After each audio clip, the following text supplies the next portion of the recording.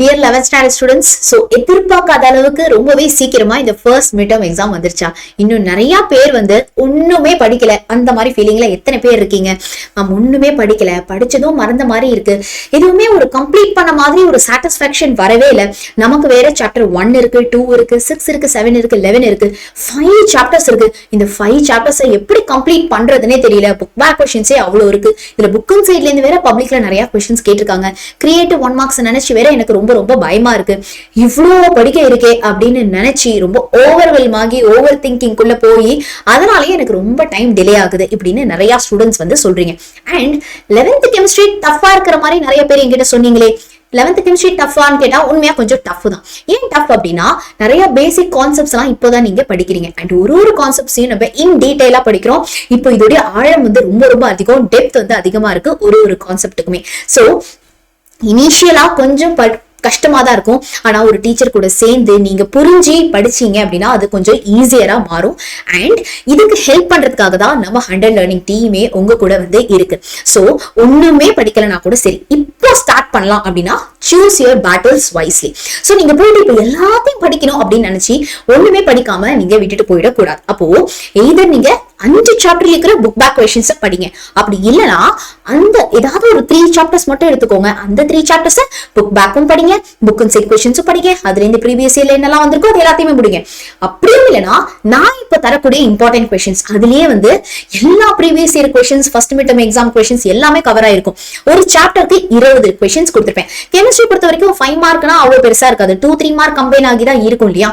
So நீங்க என்ன பண்ண போறீங்க அப்படின்னா இந்த மாதிரி ஒரு சாப்டருக்கு 20 கொஸ்டின்ஸ் மட்டும் எடுத்து 5 சாப்டருக்கு 100 கொஸ்டின்ஸ், இந்த 100 கொஸ்டினை மட்டும் டார்கெட்டா வச்சு இந்த ஃபர்ஸ்ட் மிட் டர்ம்க்கு படிக்க போறீங்க.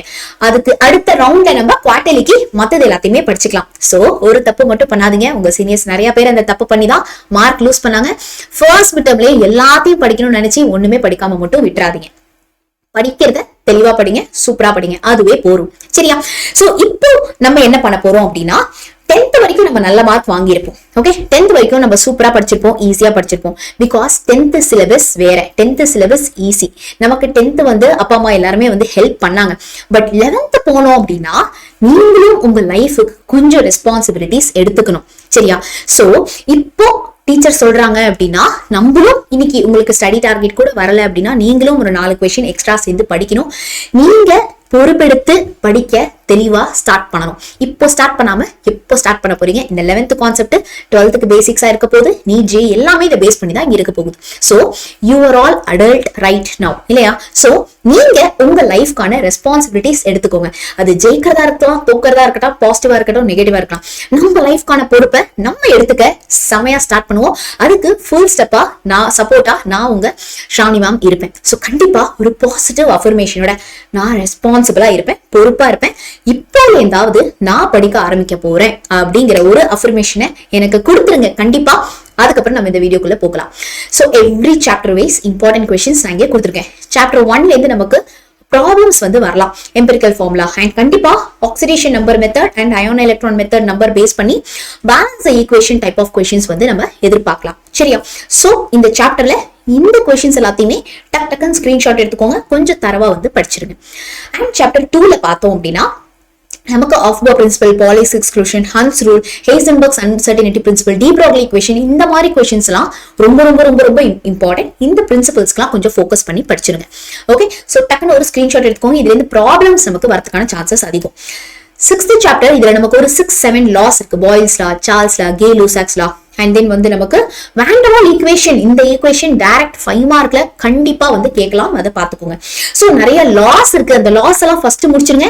நேரா வான் டெர் வால் ஈக்குவேஷனுடைய டெரிவேஷன் போயிடுங்க, அதுவே வந்து good enough. Okay, 7th chapter அதுலயும் நமக்கு 0th law, first law and second law, third law of thermodynamics இருக்கு.